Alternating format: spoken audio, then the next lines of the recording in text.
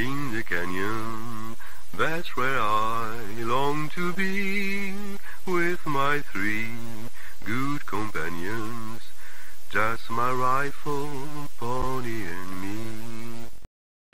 Microciné, bonjour ou bonsoir, ça va dépendre de l'heure à laquelle vous allez découvrir cette nouvelle émission. On continue de questionner le cinéma par le prisme de la littérature. Donc aujourd'hui, un nouveau livre, le voici, qui est sorti quand même depuis un certain temps. Le livre s'appelle, alors le sous-titre c'est Petit écran et grande histoire. C'est un ouvrage collectif sous la direction de deux personnes, Aurore Renaud qui est là aujourd'hui et Myriam Tsikounas que nous saluons, avec la collaboration de Vincent Lowy. Et le livre parle de quoi? De qui, pardon? Eh ben, de Nina Campanise. Et ça, je suis très content parce que il y a un manque. Il y avait un manque. Et donc voilà, je suis assez content qu'on parle de Nina Campanise, Moi qui aussi. est, qui est monteuse, scénariste et surtout cinéaste. Donc Aurore Renaud est là. Merci à vous, en tout cas, d'avoir accepté cette invitation. Avec plaisir. Question godardienne que je pose tout le temps, mais peut-être ça dit des choses, je sais pas. Comment ça va? Ça va bien, il fait beau. Ça se voit chez vous d'ailleurs. Oui, oui, je suis un peu cramé, j'en suis fort désolé, mais bon, voilà, on fait ce qu'on peut. Écoutez, je vais commencer. Alors, déjà, bien évidemment, dans le descriptif de la vidéo, c'est tellement évident, parfois je l'oublie. Vous avez le lien qui renvoie à la page dédiée du livre sur le site des éditions de la Sorbonne, si vous voulez vous le procurer. Je vais commencer par les quatre dernières lignes de votre introduction. Voilà ce que ça dit. Vous écrivez: Nina Campanise est l'une des réalisatrices françaises les plus prolixes et les plus talentueuses du second XXe siècle, dont les fictions télévisuelles, plusieurs fois rediffusées et transférées sur différents supports, connaissent un succès durable. Il était temps qu'un ouvrage lui soit consacré. Comment vous pouvez expliquer le fait que cinéaste réputé, respecté, mais Oui. très peu de questionnements autour de cette figure? C'est justement l'une des problématiques phares de cet ouvrage, c'est-à-dire que nous, c'est ce qui nous avait paru extrêmement injuste, c'est que ces téléfilms, alors voilà, elle a fait du cinéma, après elle est passée à la télévision, et ce changement de format, parce que c'est plutôt des formats longs à la télévision, avait mauvaise presse à l'époque, même si ça avait beaucoup de succès. Et c'est là qu'il y a quelque chose qui se joue. Le passage du cinéma à la télévision est considéré comme moins noble. Et à partir de là aussi, le succès public est un peu suspicieux. Mmh. Certainement que quelque chose s'est joué ici qui a moins intéressé la critique, même si, en définitive, quand on regarde et qu'on analyse la sortie de ces téléfilms, dans Télérama par exemple, ils ont toujours de très bonnes critiques. Donc il y a quelque chose là qui, du point de vue même de l'histoire, comment on écrit l'histoire du cinéma, m'interroge sur Nina Campanese, mais aussi sur d'autres réalisatrices. Pourquoi est-ce qu'il n'y a rien, à part quelques articles éparses de ci, de là, du point de vue de la recherche, mais aussi du point de vue des critiques, sur son travail qui est, et c'est ce qu'on veut montrer dans le livre, un travail passionnant, qualitatif, quantitatif et historique aussi, parce qu'elle a fait beaucoup de sagas historiques. Et à Mmh. chaque fois, c'est un travail d'historienne, extrêmement précis, méticuleux. Elle se documente. Enfin, c'est un énorme travail qui n'est pas considéré à sa juste valeur. Et c'est en cela qu'on a voulu lui rendre hommage à travers ce qui est effectivement le premier ouvrage entièrement consacré à l'œuvre de Nina Campanese. Là, je vais vous faire une confidence. Moi, je suis né en 76, donc les téléfilms, des années 80-90, vous voyez ce que je viens de dire? J'ai dit téléfilm. Donc ça dit quand même quelque chose. C'est Et je pas vous grave, avouerai hein, que c'est pas une insulte. je faisais partie de celles et ceux qui disaient: «Oh non, non, non, non, surtout pas». Et donc je me suis trompé parce qu'effectivement, après avoir lu le livre, on peut aujourd'hui on peut se procurer assez facilement certaines œuvres. Et c'est vrai qu'on se pose. Alors, si je me permets cette digression très subjective, mais si j'essaye de me rappeler ce dont je pensais de ça sans les avoir vus, sans les avoir vus, eh ben, je me souviens que j'avais l'impression que ça représentait une certaine vieille télé. Et peut-être que quand on a 20 ans, on a envie de choses un peu plus déstabilisantes, alors que peut-être on n'a pas vu que le côté enfin, que ça peut Oui, être oui, non, je comprends, oui. déstabilisant, pas forcément dans la forme, mais plutôt dans le fond.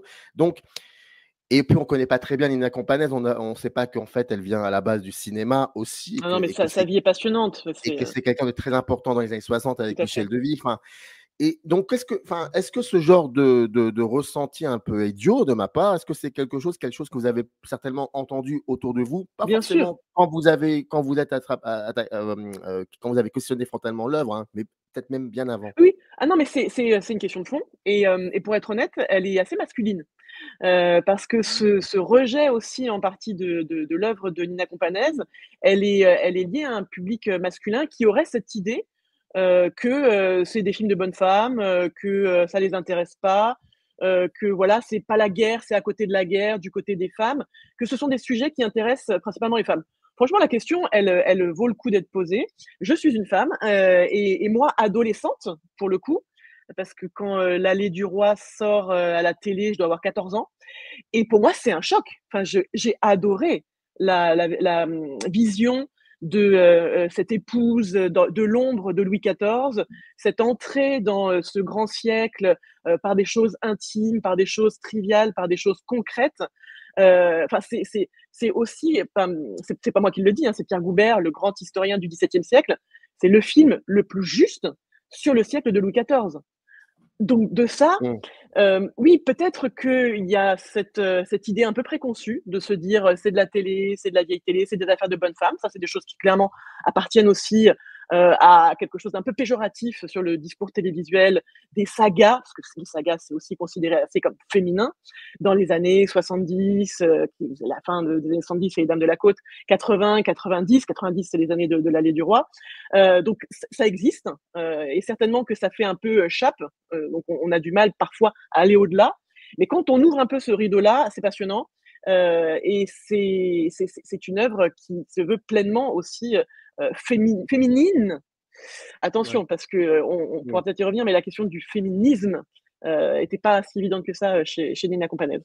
Ah non, non, mais on va y revenir. Et puis, alors, bah, je suis désolé, il faut quand même que je me défende un peu. En plus, je sais qu'il y a Geneviève C qui a écrit dans cet ouvrage et nous avons eu, elle et moi, un discours, enfin, une interview un peu compliquée.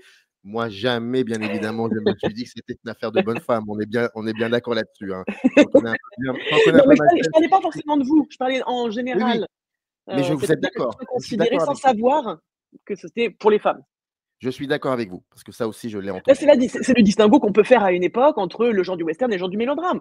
Oui, Il y a des mélodrames où les hommes pleurent et c'est très bien, mais c'était pas considéré comme un genre à destination, en tout cas dans les années, enfin quand ça s'est mis en place dans les années 30, 40, 50, comme un genre pour les hommes. Mais c'est très intéressant et il en parle très bien Didier Sandre, qui joue Louis XIV dans l'Allée du Roi, de dire, cette vision de Louis XIV, c'était pas du tout celle qu'on m'avait apprise. Il avait cette idée d'un roi guerrier, d'un roi, séducteur, d'un roi, extérieur et la vision qu'en donne évidemment François Chandernagor qui a écrit le livre, mais par la suite Nina Companèse, c'est, aussi un roi intime, donc elle le montre, s'occuper de ses enfants. C'est une image qu'on n'a pas du tout, hein, dans l'imaginaire populaire de se dire que Louis XIV c'était un bon père de famille, alors qu'il était très proche de ses enfants, notamment illégitimes, ceux qu'il a eus avec madame de Montespan. Un roi, privé, un roi intime avec ses maîtresses, avec celle qui va devenir sa deuxième épouse, madame de Maintenon, et que cette image-là, elle est aussi valable que ces images guerrières qu'on a pu en donner dans une vision plus, bah, voilà, masculine de l'histoire. Et mmh, ça, c'est des questions que je trouve passionnantes, passionnantes. bien sûr, bien sûr. Parlez-nous un peu, bah, du début, c'est-à-dire, ce qu'elle voulait faire à la base, celle qu'elle n'a pas pu faire tout de suite et puis surtout les années 60. Oui, alors, il faut dire que, elle vient du cinéma, elle vient d'une famille de cinéma, ça c'est pas très connu, puisque son père Jacques Companèse était, un scénariste, donc elle va le devenir par la suite. C'était un Russe flamboyant, ces Russes blancs qui ont dû fuir, évidemment la Russie bolchévique et qui arrivaient en France avec des scénarios plein les poches. Il a rencontré, bah, c'est totalement romanesque, un producteur russe sur le quai de la gare, il lui a dit, «Tu un film?» «Oui, j'en ai un». Hop, ils sont allés le faire et à partir de là, il a enchaîné. Il a travaillé avec Renoir dans Les Bas-fonds, par exemple et puis, ensuite évidemment donc il était juif, c'est ça aussi qui l'avait forcé à partir de Russie et ensuite la guerre arrive et voilà, c'est se cacher, et cetera. C'est toute une histoire d'ailleurs qui est racontée dans un des derniers films, dans une des dernières sagas de Nina Companèse qui Mmh. s'appelle Voici venir l'orage, qui est pas très connu, pourtant ça a été un gros succès de télévision. je crois qu'il y avait quasi 4 millions de spectateurs qui l'ont regardée, où elle revient sur tout l'historique de sa famille, complètement romanesque, ses grands-parents maternels qui étaient très riches dans la Russie, voilà, du début du XXe siècle, qui ont fui la Russie, qui se sont installés en Allemagne, ils ont ouvert une boucherie, mais ça n'a pas marché, ils ont fait une pension de famille, et puis comme ils ont été persécutés, ils sont arrivés en France. Là, sa mère a rencontré son père et on bascule dans une autre histoire. Donc toute cette saga de 3 épisodes est racontée dans Voici venir l'orage et c'est passionnant. Mais ce père magnifique, meurt lorsqu'elle est très jeune, elle a 18 ans, 18 ou 20 ans, je sais plus. Et elle s'en remet c'est ce qu'on explique dans l'introduction, à une décision familiale. C'est intéressant hein, parce qu'elle avait une sœur, Nina Companese, qui a été une grande cantatrice. Et donc on était dans les milieux artistiques. Hein. Et elle décide de devenir monteuse. Monteuse est un métier assez féminin. Il y a beaucoup de monteuses dans l'histoire du cinéma. Elle dit d'ailleurs, c'est intéressant parce que script, bon, il n'y a pas d'évolution possible, donc c'est mis de côté. Scénariste, c'était le métier du père. C'est un rêve qu'elle avait, mais voilà, elle a pas saisi ce rêve-là tout de suite parce que l'idée, c'était aussi de faire manger la famille. Elle est très jeune et elle se retrouve, et ça c'est aussi assez génial parce que c'est là qu'on voit à quel point toute sa carrière est autobiographique. Elle va se retrouver un peu chef de famille à devoir s'occuper de sa mère. Et elles vont d'ailleurs, c'est sa fille Valentine Varela qui va être actrice dans ses films, notamment c'est elle qui joue la Montespan. Donc Valentine Varela raconte dans un entretien dans le livre qu'avec sa mère, Nina Companese a constitué une forme de couple symbolique constitué de 2 femmes. Donc c'est là aussi qu'on voit pourquoi est-ce que les femmes dans ces films sont des grandes héroïnes qui prennent en main leur destin. Les hommes sont toujours importants, mais en définitive, elles n'ont pas forcément besoin d'eux. Donc voilà, elle commence comme monteuse et elle rencontre rapidement Michel Deville, qui veut lui réaliser son premier long métrage et ils s'entendent très bien. Elle va monter ses films pendant 10 ans. Rapidement, elle va se mettre aussi à écrire avec lui ses scénarios. Finalement, elle finira d'ailleurs par les écrire quasiment toute seule. Ils ont travaillé jusqu'à 1970 et voilà, l'envie elle-même de passer à la réalisation est venue assez vite.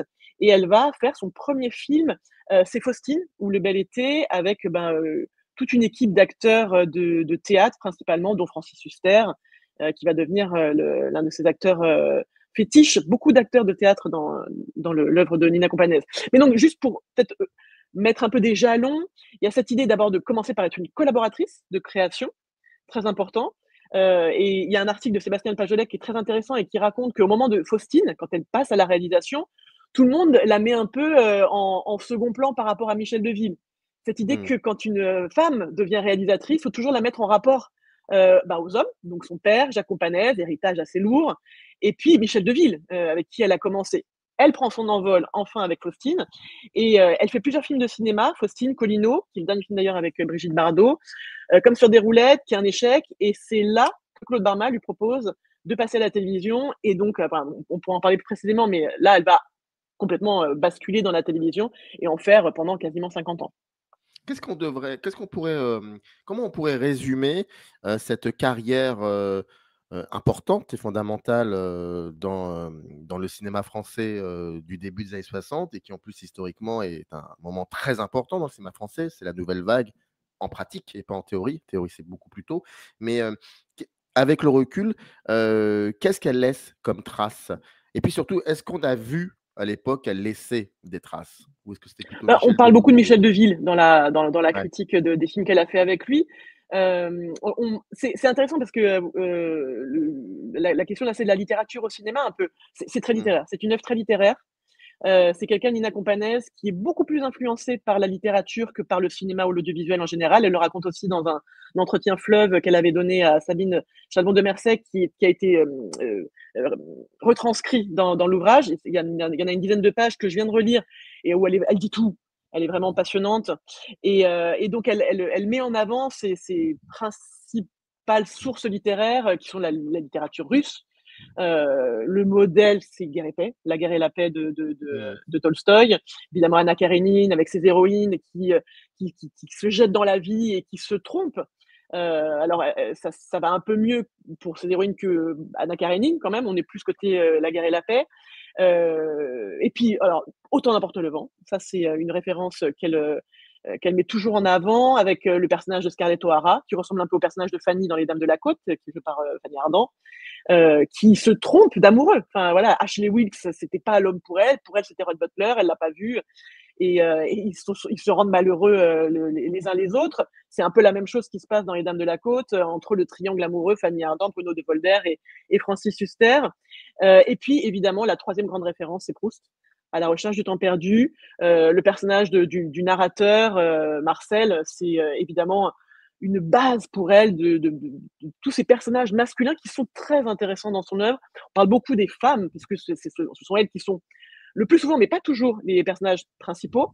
Mais elle a vraiment un goût et une qualité très, très, très fascinante de créer des personnages masculins, alors soit toxiques, c'est un peu le personnage de Bruno de Volder dans Les Dames de la Côte, et au viriliste, qui va partir mourir à la guerre, mais de l'autre côté, des masculinités beaucoup plus fragiles, complexes, qui sont très modernes en fait aujourd'hui. Mais ça aussi, ce sont des idéaux romantiques.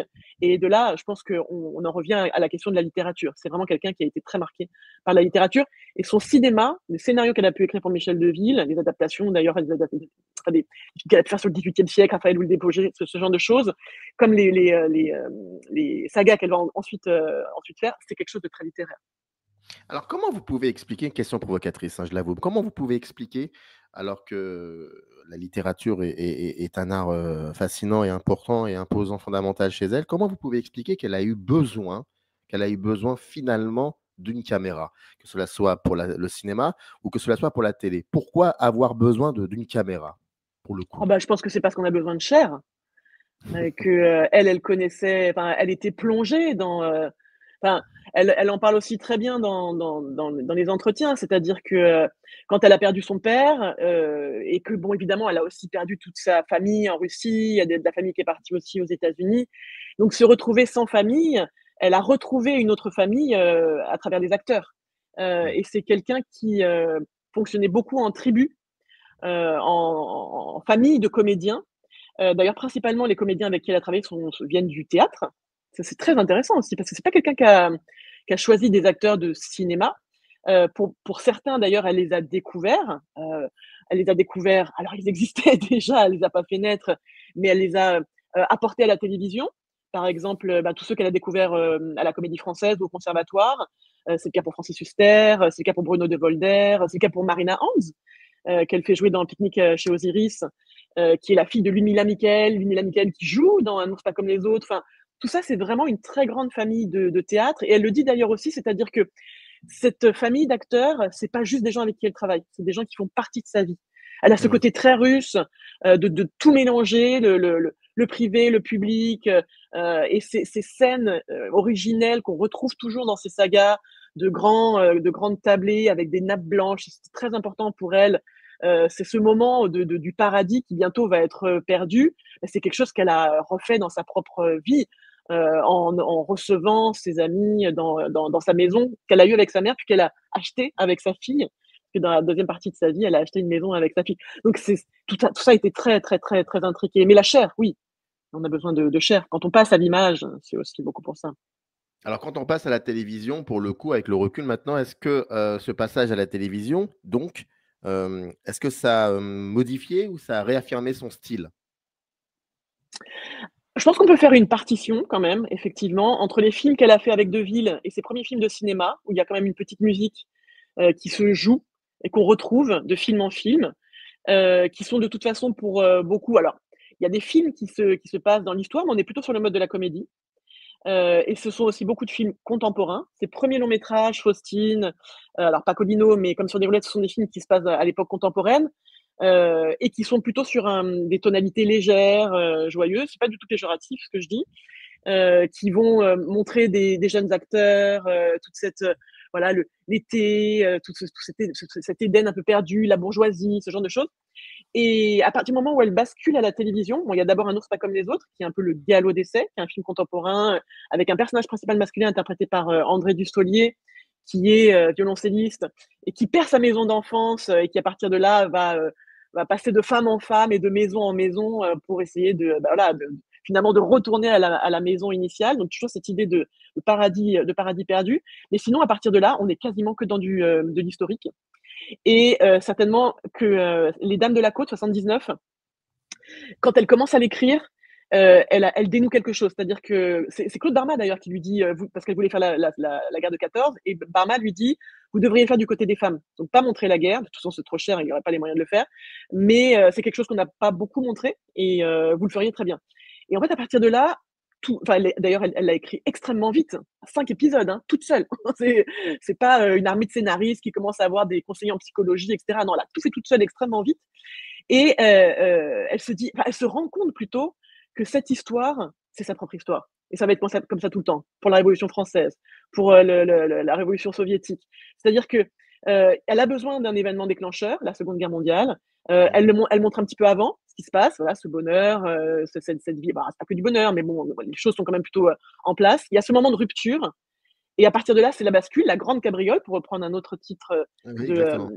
voilà, c'est ça, c'est sur la Révolution française. Mmh. Et bah, toutes les cartes sont rebattues, la société, les rapports entre hommes et femmes, les classes sociales, et ça, c'est quelque chose qui va être profondément, enfin, ça va profondément l'inspirer à partir des Dames de la Côte jusqu'à quasiment à la fin, puisque c'est aussi ce qui se passe dans un Pique-nique chez Osiris, et aussi en partie à la, à, à la, à la poursuite, à la recherche du temps perdu, Le pardon, temps parce qu'elle a perdu. adapté aussi Mmh. la saga de Proust, saga pourrait-on dire pour le mettre dans le vocabulaire de la télévision, dans les années 2000, 2001, je sais plus exactement quand.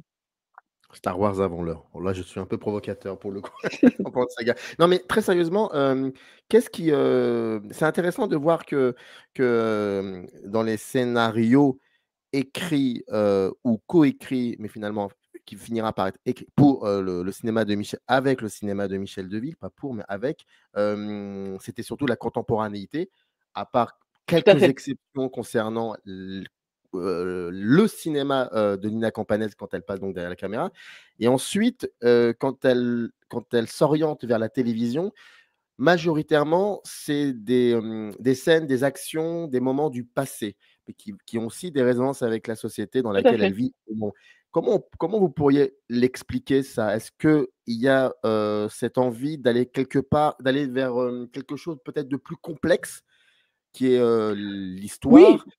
bah, oui, je pense que c'est lié à une maturité aussi. Mmh. Elle le dit d'ailleurs qu'elle, elle passe à l'âge adulte avec la télévision. C'est une idée force, je pense, sur ça. Le cinéma quelque part, c'est la jeunesse, c'est la découverte, c'est l'ingénuité, et de toute façon la jeunesse des corps, elle la montre aussi dans les acteurs qu'elle prend. Et si on regarde L'Allée du Roi, c'est absolument génial. Elle prend, Dominique Blanc de sa prime jeunesse jusqu'à parce qu'elle est morte à 82 ans, je crois, et on va voir vraiment toute cette évolution, la dégénérescence des corps, enfin, la gangrène de Louis XIV. Enfin, je pense que c'est une bonne métaphore aussi de son projet. C'est de parler du passage du temps, de parler du passage des époques, de montrer les mutations de l'histoire. Mais ça, c'est lié, bon, comme beaucoup de créateurs, hein, à une forme de maturité. Elle était sans doute trop jeune quand elle a commencé à faire des films comme monteuse, scénariste, puis réalisatrice, pour avoir le recul sur sa propre histoire, pour avoir envie de la mettre en scène à travers de plus grandes histoires, celles de sociétés comme la Première Guerre mondiale, la Révolution française ou la Révolution soviétique. Alors, il faut quand même, et ça c'est très important, on parle du livre bien évidemment, mais là j'aimerais qu'on aille encore beaucoup plus, à l'intérieur du livre, nous parler un peu de cette architecture. Il y a, en plus des remerciements, l'introduction et cetera, il y a, on va dire 5 gros chapitres que sont des sources à la disposition de l'historien. Ensuite, filmer l'histoire, une écriture subjective du passé. Pardon, 4 chapitres, excusez-moi. Une femme et des héroïnes et une chef de famille. Et ensuite, bien évidemment, il y a tout ce qui est annexe, des noms, les œuvres, tout ça. J'aimerais bien que vous nous expliquiez un peu, c'est un ouvrage collectif, c'est important, et je rappelle qu'il est dirigé par vous, mais aussi Myriam Tsikounas, avec la collaboration de Vincent Louis. Est-ce que vous pouvez nous expliquer, c'est de la cuisine interne, mais c'est toujours passionnant, bah, comment vous avez travaillé Oui, cette architecture du livre? absolument. Bah, alors, il faut revenir un peu en amont. D'abord, on avait fait un colloque D'accord. à la Sorbonne. C'était un magnifique moment parce qu'il faut aussi se rendre compte de la puissance de Nina Companès, même depuis qu'elle a disparu. C'est-à-dire que quand on a fait le colloque, très belle salle à la Sorbonne, c'était blindé. Et il y avait beaucoup de monde, mais c'était aussi beaucoup de proches de Nina Companès. En tant qu'universitaire, j'ai rarement vu quelque chose d'aussi beau parce que ils avaient envie de communier encore avec Nina Companès, son maquilleur, sa perruquière, les monteuses, la script, qui est la fille de Jean Piat. C'est incroyable. Ils sont tous venus, ce qui nous a permis. Alors, ils étaient dans la salle, mais ils étaient aussi sur scène, puisqu'on a fait plusieurs tables rondes. Les comédiens. Il y a eu un entretien avec Didier Sandre, formidable. Une table ronde avec Dominique Blanc, qui est à l'origine du projet d'ailleurs, puisque c'est elle qui avait dit à Myriam Tikounas, lorsqu'elle avait fait un autre colloque sur Patrice Chéreau, tu sais, tu devrais faire quelque chose sur Nina. Il n'y a rien sur elle et c'est vraiment dommage. Donc, elle l'avait pris à la lettre. Elle m'avait même proposé de travailler avec elle là-dessus. Et je dis, bah, c'est génial. Moi, j'adore l'Allée du Roi. Donc, on était partis ensemble là-dessus. Et on a retrouvé un magnifique écho à travers toute cette famille companaise, évidemment. Et il faut remercier aussi sa fille, Valentine Varela, qui a été actrice dans ses films, mais depuis les tout débuts. Elle joue dans Faustine, l'enfant, elle joue aussi dans Colino, on la voit grandir dans l'œuvre de sa mère jusqu'à être la magnifique Madame de Montespan, et elle joue aussi dans les films par ailleurs, qui est devenue depuis réalisatrice de documentaires. Donc voilà, il y avait ce moment assez formidable du colloque où on a bien vu en fait que il y avait encore l'âme de Nina Companès qui était et fallait restituer ça, Donc on a créé ensuite l'ouvrage à travers les articles importants qui ont été écrits sur elle. Donc on s'en est servi comme base aussi dans nos articles. Il n'y a pas non plus grand-chose. Je vous disais tout à l'heure, et ça c'est très important, l'entretien de Sabine Chavon de Mercey, qui n'est qu'à la télé et qui maintenant est invisible. Donc si on n'avait pas retranscrit cette parole-là, bah, on ne pourrait pas l'avoir disponible. Et c'est une matrice, elle donne déjà tous les éléments. Quelle finesse d'analyse de son propre travail. Et évidemment, il y a eu les interventions des universitaires qui ont permis de revenir d'un point de vue scientifique. Alors, je mets des guillemets parce que c'est pas hermétique pour le grand public de lire ces correspondances qu'il peut y avoir entre voilà les analyses qu'on peut faire de Madame de Maintenon, de l'Allée du Roi ou des lectures historiennes des Dames de la Côte. Et donc, ces grands entretiens qu'on a faits, moi j'en ai fait un avec Valentine Varela autour de Voici venir l'orage, puisque elle-même est passée à la réalisation au moment du tournage de Voici venir l'orage, puisqu'elle a fait une sorte de making-of, qui est devenu un film qui s'appelle Voici venir le tournage, et qui a été une introspection familiale importante aussi pour elle, puisque sa mère lui a demandé, attention c'est un peu compliqué, de jouer sa propre mère. Et donc en fait, Valentine Varela donne naissance à Nina Companès dans Voici venir l'orage, ce qui est voilà, une sorte d'effet un peu vertigineux pour Valentine Varela. Et donc, elle le raconte. Et puis, il y a aussi un entretien formidable avec Kuno Schnegelmisch, qui était le maquilleur et effets spéciaux. Alors, il avait fait pas mal de choses avec Chéreau. Et là, il fait les vieillissements, notamment de Louis XIV et de Dominique Blanc dans l'Allée du Roi, et c'est absolument formidable. On met d'ailleurs une capture d'écran assez dégoûtante de la gangrène de Louis XIV. Et l'acteur qui devait jouer le médecin et donc ouvrir au scalpel la gangrène n'osait pas le faire parce que pour lui c'était trop purulent. Et ce sont donc les mains de Kuno Schnegelmisch, donc du maquilleur, que l'on voit en train d'inciser la plaie de la gangrène de Louis XIV. Donc, il était vraiment extrêmement, extrêmement fort. Donc voilà, des entretiens, des textes scientifiques, et puis voilà, la parole aussi de Nina Companès qui est au centre de l'ouvrage. Alors, restons sur la reconstitution historique. L'histoire est la grande histoire est très importante. Vous le dites maintenant depuis 28 minutes pour Nina Companès. Mais ça lui permet quoi finalement d'être. Est-ce qu'elle est. Pardon. Est-ce qu'elle. La reconstitution. Est-ce que c'est très important pour elle ou est-ce qu'elle peut se permettre quelques libertés? Finalement, ça dit quoi? Convoquer la grande histoire et tenter de lui raconter ses propres histoires. Ça veut dire quoi pour elle? Alors, il y a 2 choses, je pense, qui sont importantes là-dessus. C'est déjà, elle a moi, j'ai beaucoup travaillé sur Visconti, sur la représentation historique. Elle est très du côté de Visconti, c'est-à-dire elle serait du genre à mettre dans les tiroirs de la flanelle de l'époque, même si on la voit pas, ça crée une atmosphère propre à plonger l'acteur dans l'émotion juste. Donc, il n'y a pas de mise au présent du point de vue de la reconstitution. Ça, c'est très important. Donc, c'est une œuvre qui a beaucoup plu aux historiens, mais c'est pas les historiens qui écrivent l'histoire du cinéma, donc c'est pas les mêmes c'est pas les mêmes couloirs. Donc c'est une œuvre qui fait histoire historienne, Et en même temps, ce qui l'intéressera toujours, c'est évidemment de faire des passerelles entre, l'époque qu'on vit et l'époque qui est en définitive, reconstruite, reconstituée. Par exemple, de se dire quand elle fait Pique-nique chez Osiris, elle le fait en 1999, donc juste avant, le passage à l'an 2000 et elle voulait se poser la question de savoir qu'est-ce que ça avait été, le grand bug de 1899. Donc toutes ces questions, ça parle aussi aujourd'hui et en même temps, elle le fait sans mise au présent et donc elle plonge vraiment dans 1899. Donc elle se dit: «1899, c'est l'affaire Dreyfus, donc je vais parler de l'affaire Dreyfus». Et aussi, je veux parler de l'origine des conflits au Moyen-Orient. Donc, ces femmes, elles vont partir faire une sorte de périple dans le désert et elles vont être confrontées à la question de la tolérance, qui sont des choses Mmh. complètement aussi contemporaines, mais qui reviennent aux sources de ce conflit-là, quelque part en disant c'était déjà là.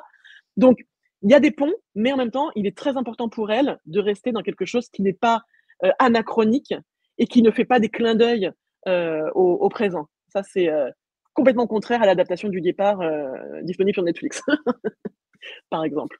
Vous parlez de la série, voilà, pas de la série, vous Ouais, de la si, si. nouvelle version, on est bien Oui, oui, oui. d'accord? Oui, tout à fait. Oh l'élitisme, Non, non, c'est pas non, grave. il y a des choses qui pourraient alors on pourrait en On reparler pourrait en à parler, un hein, autre parce que moment. ouais, faut bref, c'est un peu compliqué quand même, hein, c'est trop lourd, hein. L'héritage viscontien est trop lourd, hein, je l'avoue, hein, pour le coup. Il faudrait, Ah, je suis pas d'accord. ah bon? Bon, Mais faudra qu'on fasse faudrait le revoir aujourd'hui. on fera une autre émission là-dessus. Mais, et alors là, pour le coup, c'est vraiment une question très provocatrice pour le coup. Parce que, ça rejoint un peu, ce que je pensais à tort, à l'époque, de ces œuvres-là, sans les avoir vues, il faut toujours quand même le préciser. Le la Est-ce que moi, je voyais pas forcément d'une envie très forte aussi, d'intégrer, ces œuvres dans une forme de culture populaire, ce qui est, je trouve, passionnant pour le coup. Peut-être que je me trompe. Je voyais plus dans cette idée d'une transmission d'un patrimoine. Voilà, le mot est lancé, il est dit, le fameux patrimoine littéraire. Est-ce que Nina Campanese, et je pense que vous y avez répondu un tout petit peu à cette question que je vous avais pas encore posée, est-ce qu'elle serait un peu loin de ça, de cette transmission du patrimoine littéraire? Est-ce que ça ne serait qu'un simple décor pour ensuite se raconter, donc raconter voilà, parler d'elle, Oui, bah de manière moi, discrète? c'est pas un mot que je pour moi, c'est pas un gros mot, l'idée de patrimoine ou de patrimonialisation. Pour elle, ça l'aurait été, je pense, effectivement, elle se serait pas, mise dans cette case-là.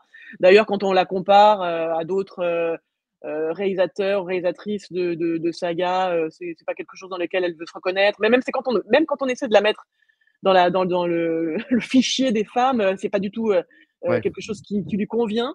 Donc elle aurait été, je pense, agacée d'être, raccrochée à ça. Par contre, l'idée d'envisager son œuvre comme, une forme d'autobiographie, d'ailleurs, elle dit à un moment donné: «Vous allez penser que je suis complètement narcissique». Mais ça, c'est oui, ça, je pense que c'est quelque chose qu'elle aurait même érigé en fierté. C'est un devoir de mémoire aussi, en quelque sorte, pour elle, parce qu'il y a un élément qui est très important dans sa biographie, c'est que pendant la guerre, elle a été, il vivait en zone libre, donc il était juif, hein, il vivait en zone libre de Mmh. manière, assez, voilà, hédoniste, confortable et tout d'un coup évidemment, en 42, ils ont dû se cacher. Elle a été séparée de ses parents pendant 1 an où elle a été, cachée par une amie, une femme. Ça, c'est des traumas, enfin je c'est, comment un enfant, de 4-5 ans qui vit ça, qu'est-ce qu'il en fait après quand il devient cinéaste, hein? Je pense que la question, elle se situe un peu ici. Donc elle est du côté du devoir de mémoire, et ce devoir de mémoire, oui, il en passe par, raconter le XXe siècle, et c'est pour moi, c'est pas péjoratif, de raconter ce patrimoine-là, cette histoire-là qu'elle fait sienne, de la fin du 19e siècle quand elle parle dans Pique-nique chez Osiris de l'affaire Dreyfus, en passant par le début du 20e avec, Proust, à la Première Guerre mondiale. C'est intéressant, hein? À la Première Ouais. Guerre mondiale avec les Dames de la Côte et progressivement pour en arriver à la Seconde Guerre mondiale avec sa propre histoire, enfin l'histoire de ses grands-parents, de ses parents et enfin la sienne. C'est très beau qu'elle mette en scène sa propre naissance. Exactement.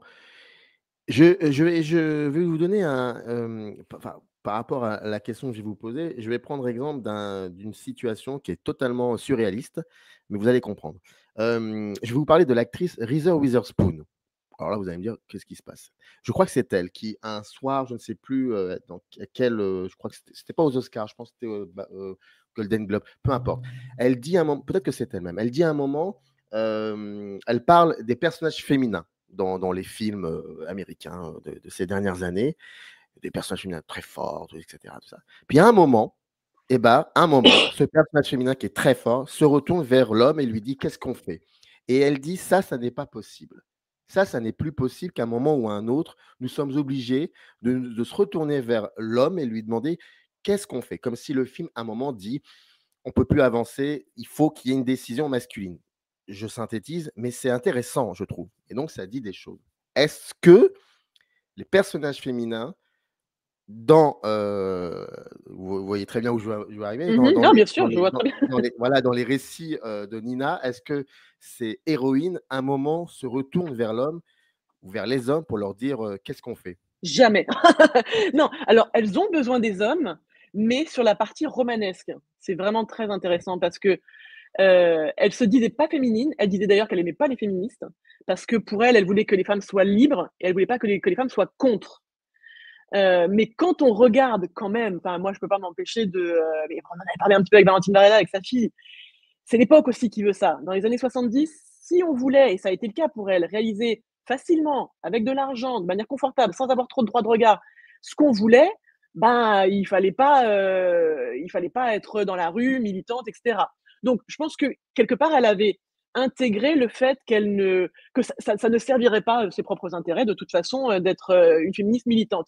Mais quelque part, quand on regarde quand même ces films, il y a une forme de féminisme. De toute façon, s'intéresser aux femmes, à côté de la Première Guerre mondiale, pardon, et comme elles prennent leur destin en main parce que les hommes ne sont plus là, elles ne peuvent pas se retourner contre les hommes, ils sont pas là. Donc c'est elles qui vont prendre les décisions. Il y a d'ailleurs une de ces, sagas qui s'appelle, La chef de famille. C'est les femmes qui sont, par les circonstances généralement historiques, sociales et cetera, poussées à devoir prendre les commandes et ça montre d'ailleurs que quand elles le font plutôt bien. Ça c'est historique, hein. Pendant la Première Guerre mondiale, les femmes ont dû travailler dans les usines, elles ont dû, travailler dans les champs, elles ont dû s'occuper des propriétés et il y a eu un retour en arrière, même s'il y a eu des évolutions, après en 1918. Les lignes ont bougé, mais encore pas tant que ça et si en définitive, les femmes ont besoin des hommes, c'est surtout, pour le romanesque et ça, c'est très littéraire. Comment, comment, aujourd'hui, alors je sais qu'il y avait un manque par rapport au fait qu'on ne parlait pas assez quand il n'y a pas eu d'écrits, des livres, des analyses et tout ça, ouais. Mais avec le recul, est-ce que ce soit dans le cinéma ou dans la télévision, dans la manière aussi de travailler sur, la grande histoire via des personnages féminins importants, est-ce que vous y voyez peut-être une espèce d'héritage De de Nina ce Companese? exactement. Oui, bah, je pense que de toute façon, héritage, ça je voudrais pas non plus Héritage, les c'est un mot un peu réduire. fort, peut-être Oui, oui, non, mais des enfin, quand influences on plutôt. regarde, moi, je pense que c'est quand même plus qualitatif que beaucoup de choses. Mais, dans les grandes sagas de la télévision, mais c'est tellement loin déjà maintenant, les sagas de José Dayan, par exemple, mais elles étaient peut-être plus du côté de la patrimonialisation pour le coup. Elles sont sans doute moins personnelles du côté de chez José Dayan. Je pense que c'est difficile dans la mesure où ce modèle-là n'existe plus. Il peut exister dans les séries, en définitive. Pas, pas les séries télé, je veux dire, enfin pas les séries télé, pas les séries, telles que, on pouvait les voir dans les années 2000, mais les séries d'aujourd'hui. Les séries comme par exemple, je sais pas, Baron Noir, ou, Oui.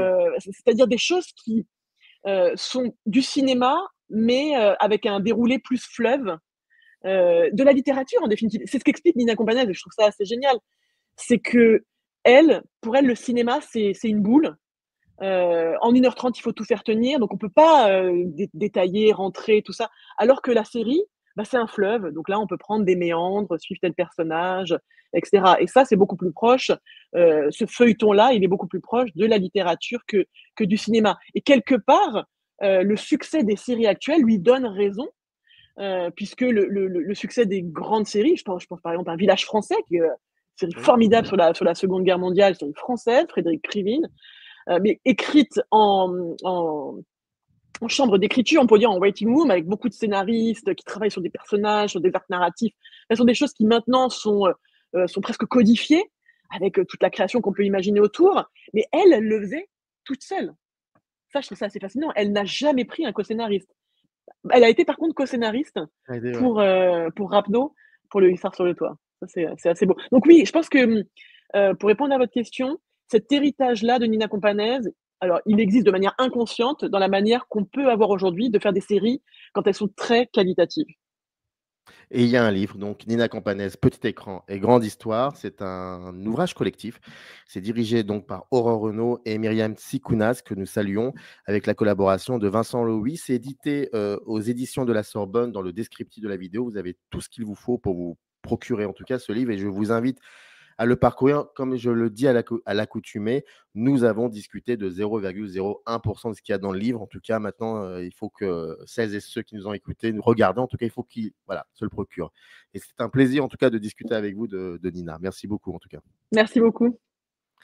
Et générique. Up arrive in the canyon, that's where I long to be, with my three good companions,